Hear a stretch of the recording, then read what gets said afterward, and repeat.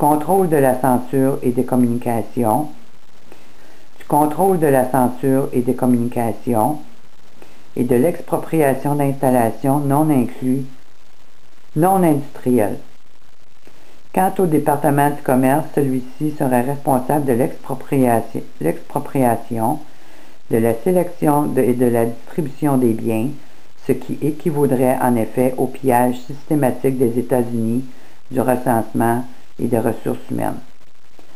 Alors, tout le travail d'une vie, mes amis, là, par cet ordre exécutif-là, il pourrait saisir tous vos biens, vos pensions, vos REER, vos comptes de banque, vos maisons. Alors, c'est un vol pur et simple envers les citoyens. C'est déjà commencé par certaines ruses. Le département du Trésor, quant à lui, serait responsable d'amasser les biens monétaires et non monétaires et pour la recréation de preuves des actifs et passifs. Le département de la justice, enfin, partagerait avec le département d'État la responsabilité de la prévention des évasions hors des États-Unis, du réapprovisionnement des stocks de narcotiques, d'une force de police nationale, des institutions correctionnelles et pénales et de l'utilisation des prisonniers pour augmenter la main-d'œuvre, ce qui équivaudrait à la fabrication d'une main-d'œuvre du type esclave. Et avec l'implant de la micropuce, bien, ça va être vraiment du type esclave. Quant à la Banque fédérale, qui dit en passant n'est pas une banque fédérale, celle-ci serait responsable de la régularisation des retraits bancaires de la monnaie. La GSA, General Service Administration, celle-ci serait responsable de la confiscation de la propriété privée pour usage gouvernemental. Le H.E.W, la santé, l'éducation et le bien-être social, quant à lui, serait responsable de la nationalisation de l'éducation, ce qui d'ailleurs a déjà été entrepris par le département de l'éducation, ainsi que des services de santé, des hôpitaux et des institutions psychiatriques. Pour ce qui est du département du travail, celui-ci serait responsable de recruter la main-d'œuvre, de sélectionner celle-ci, de la référer et de la répartir. Dans cet enregistrement national, à ce que chaque personne déjà inscrite dans les bureaux de poste serait avisée de l'endroit où il ou elle devrait aller travailler. Le H.U.D, Housing and Urban Development, sera responsable du transfert des personnes vers les lieux d'habitation permanents ou temporaires situés dans des zones d'urgence régionales de planification et de coopération. Et le département des transports sera responsable, quant à lui, du renforcement de la loi d'urgence et du contrôle et des déplacements des passagers, ainsi que de l'opération d'urgence du chemin de fer de l'Alaska. Alors, comprenez-vous, là, mes amis, là, un petit peu, le vol de tous vos biens, la destruction de la famille, puis soyez sûrs qu'ils vont faire bien attention pour être sûr que le mari ne se trouve pas dans le même camp de concentration que sa femme. Ils vont devenir des esclaves du système, ils vont travailler pour rien, pour enrichir l'élite mondiale qui va contrôler ce monde. Vos enfants, oubliez ça, ils vont vous les enlever, puis ils vont être reconditionnés, puis ils vont être utilisés comme esclaves, ou pour des rituels sataniques, puis ils vont être reconditionnés avec les nouvelles normes internationales, comme pour devenir un bon citoyen du monde. Il y a deux agences spécifiques que nous devons observer et conserver à l'esprit. Ce sont le H.E.W,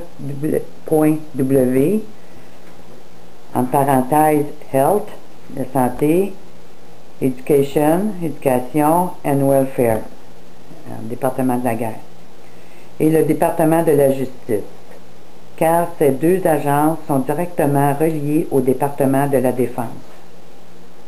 Les différents programmes militaires font partie du département de la défense.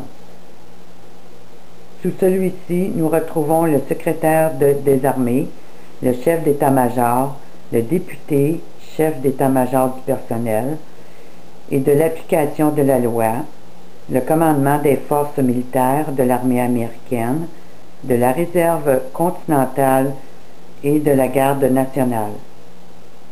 Alors, voyez, le système de santé et de l'éducation sont sous le contrôle des militaires, déjà depuis plusieurs années. Puis ça, presque personne n'est au courant. Moi, je l'ai découvert il y a à peu près 1 an et demi. Alors, il ne faut pas se surprendre de ce qui se met en place. Et sous cet ensemble se trouvent les 4 armées qui divisent les États-Unis.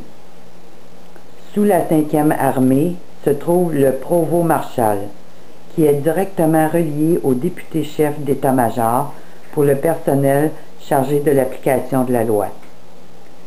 Sous le Provost Marshal de la 5e armée se trouve le 300e commandement de la police militaire chargé des prisonniers de guerre et stationné à Livonia, au Michigan. Point 2.2. Politique militaire et loi martiale.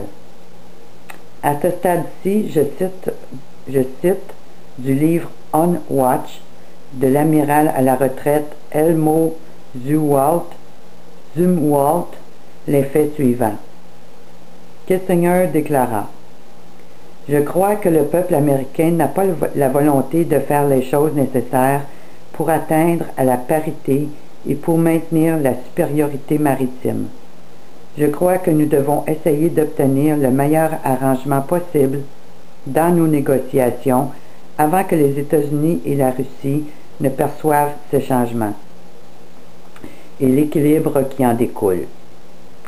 Lorsque ces perceptions seront incluses dans les accords et que les 2 parties sauront que les États-Unis sont inférieurs, nous devrons avoir obtenu le meilleur arrangement que nous pouvons. À ce moment-là, les Américains ne seront pas heureux que j'ai opté pour un arrangement en second, mais il sera trop tard. »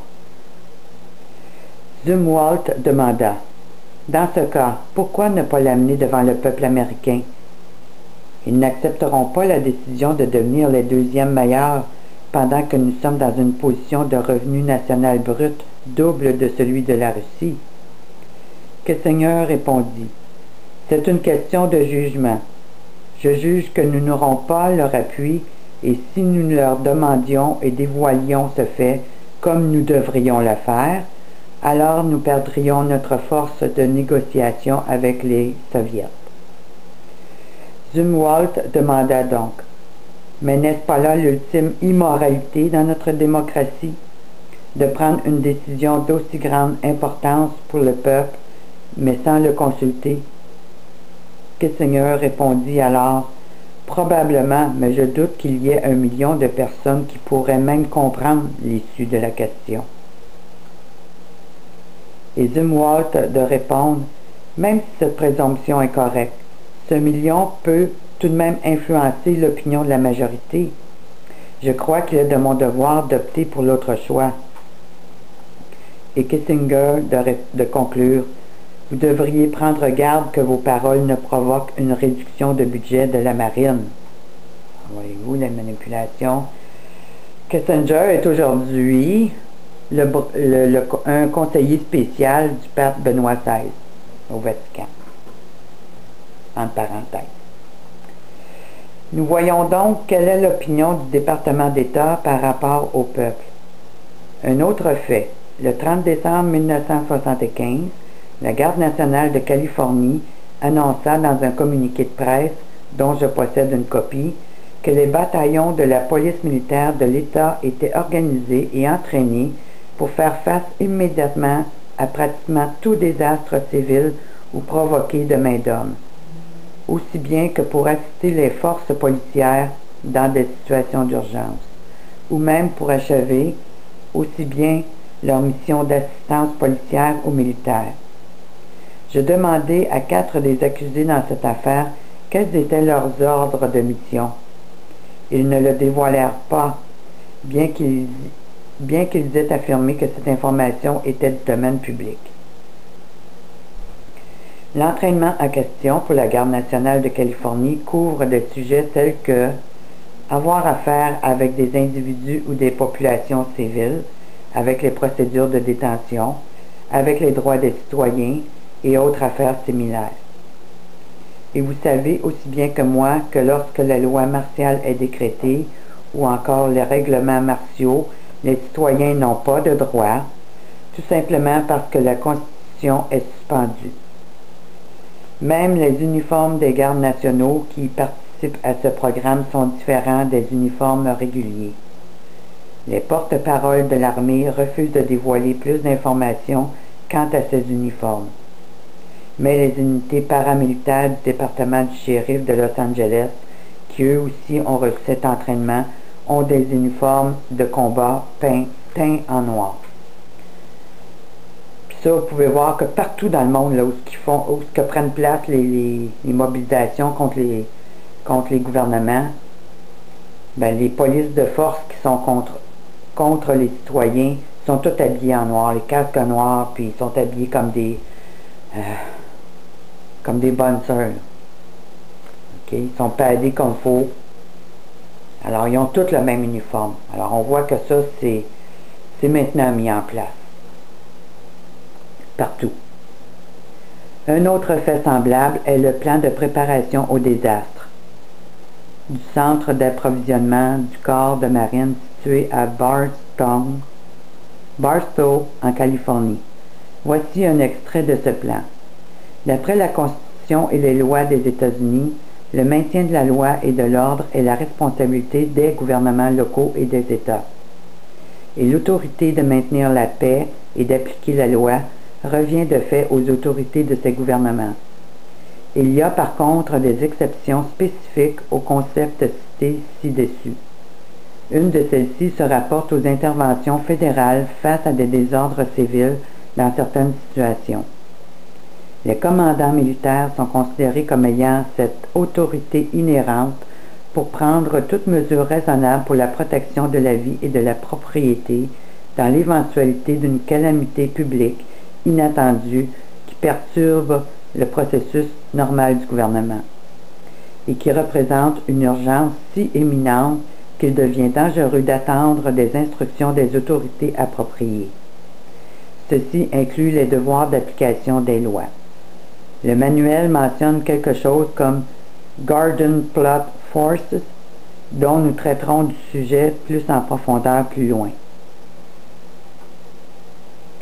Don Bell, qui publie un rapport hebdomadaire, rapportait le 25 juillet 1975 qu'en mai 1975, le groupe des affaires civiles 303 de la réserve de l'armée américaine, situé à Kearney, New Jersey, effectua un exercice en vue de mieux préciser quels seraient les plans pour un renversement militaire du gouvernement de l'État du New Jersey. D'après le colonel Franz Clark, ils ont effectué des études similaires pour voir comment se saisir, par exemple, du gouvernement municipal et de comté dans les années précédentes. Mais ceci était la première fois qu'ils étudiaient le gouvernement de l'État. De telles unités avaient été entraînées pendant la Deuxième Guerre mondiale pour s'emparer de gouvernements à l'étranger. Mais jamais nous n'avons eu de troupes fédérales s'entraînant pour renverser des gouvernements dans les États-Unis. Si la violence ou une catastrophe survenait, la garde nationale, sous le commandement du gouverneur, entrerait alors en action. Mais ceci n'est définitivement pas la situation en ce moment. Point 3. Le contrôle des foules des masses. Point 3.1. Opération Câble Splicer. Le 16 février 1975, le San Gabriel Valley Tribune rapportait que la L.E.A.A, subventionnée par le département de la Justice et la Police Foundation, subventionnée par la Ford Foundation, étaient les principaux intervenants dans les plans pour instaurer une force de police nationale. Toutefois, ces deux organismes prétendent être en faveur de forces de police locales. Le programme complet impliquait des unités militaires ayant pour rôle de s'emparer de l'administration des gouvernements locaux et des États.